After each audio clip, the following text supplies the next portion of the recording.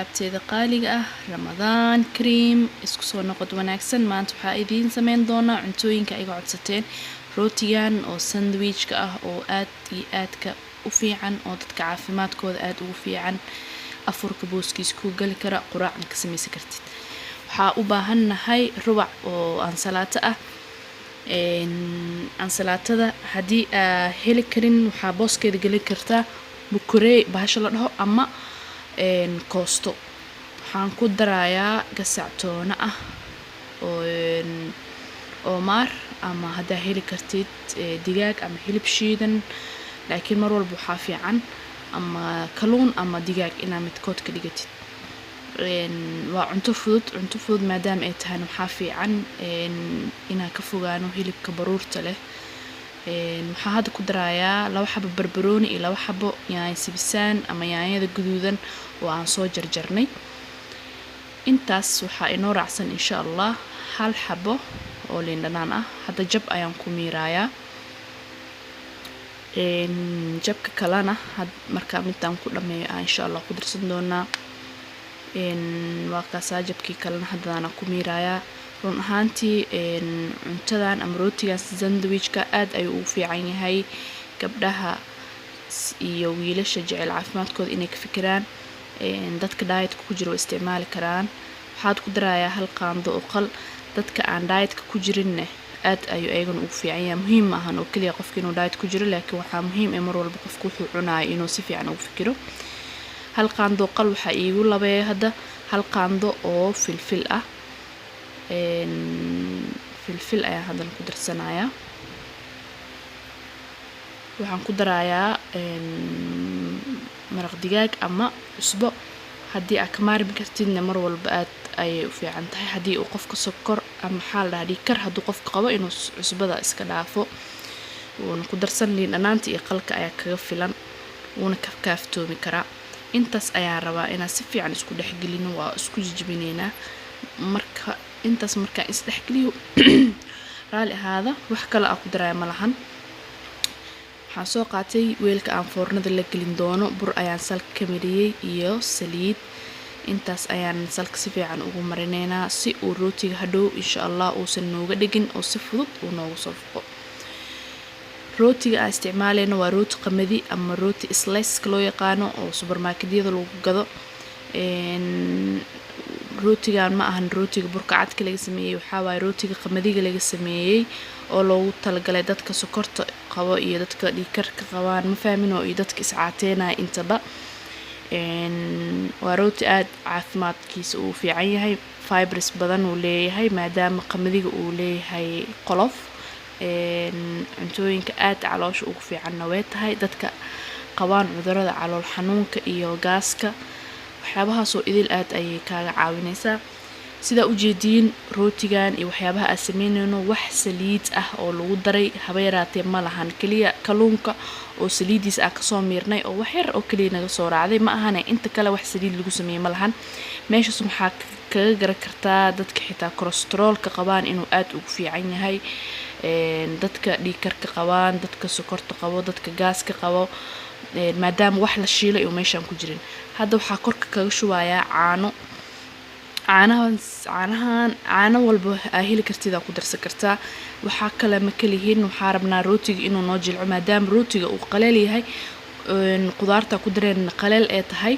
waxa rabnaa inuu rootiga hadhow qax uu naga noqon ama naga adkaanin ma fahamteen waa kaasa dhaxda haddaaneeta kaga shubayaa rootiga qudaartii geesahan kala geenayaa si uu si isla eg uu kala gaaro maasha Allah quruxdiis waa dareemoosiina filaaya caafimaadkiisana ma laga sheekeyn karo waa sheeko dheer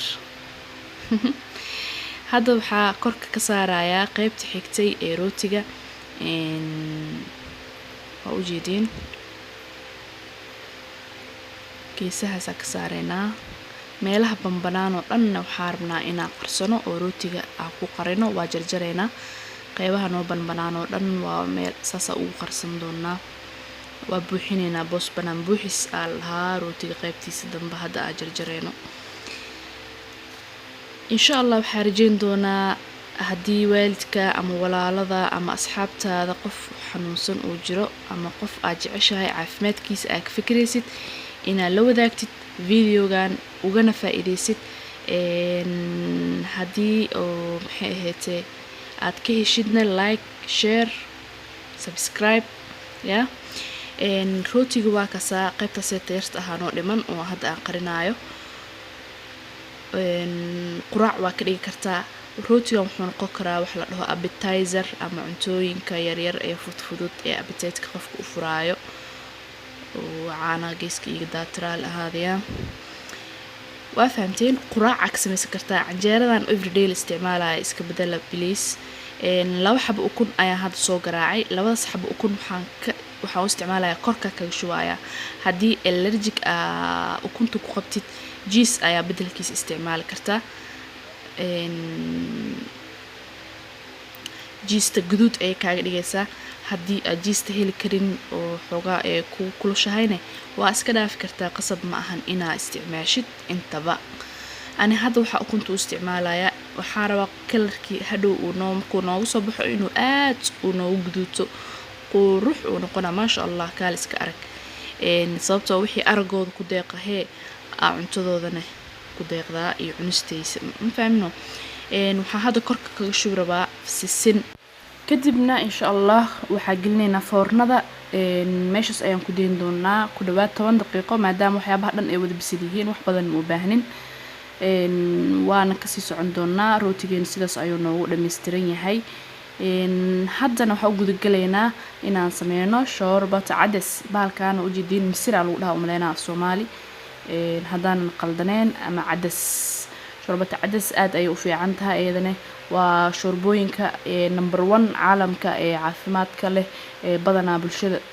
lagula taliyo inay isticmaalaan waxaa u baahannahay hal xabo basal hal xabo karooto hal xabo bardho hal jab bocor iyo 5 xabo oo yaanyo raal noqdo warka idinku dheereeyay waa hal xabo karooto hal xabo bardho hal xabo basal iyo jab bocor waxaan ku darayaa 5 xabo yaanyada ahayd insha allah internet waxaa ku darsan doonaa 3 koob oo biyo ah hadda waxaa u jeedin 2 koob camal inuu shumooyo laakiin waa 3 koob oo biyo ah iyo hal koob iyo bar oo ah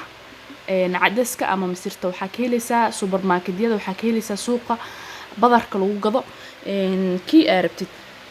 kadib marka isku soo bislaato intaaseeto ayaa waxaan kusoo shubayaa qalaadada waxaa ku darayaa zacfaraan iyo filfil iyo dhanaan yar ama cusbo shoorbadeennina waa taasaasaasi noogu diyaarsan tahay waxaan korka hadda kaga shubayaa rooti badanaa shoorbooyinka marka la isticmaalayo waxaa fiican in la raacsiiyo ama rooti ama ceesh ama jab yacni wax oo qofka kusii socodsiinayo haddaa Soomaali nahayne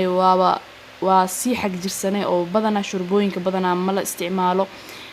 mana loo barnin laakiin qofka marka aad u geynayso shoorbada ama rooti u raacsii ama ceesh yar u raacsii adii ama wax yar oo macnaa maadaama waxaan dareeran yihiin haddana waxaan sameynaynaa cabitaankaaneeto waxaan ka sameynaynaa babaay ayaa wuxuu ka yahay atoore babaayga maado waxaa ku jirto enzyme waxaa ku jira loo yaqaano babayin oo aad ugu fiican dadka calool fadhiga qabo iyo dadka gaaska qabo iyo waxyaabo badan oo waxtar u leedahay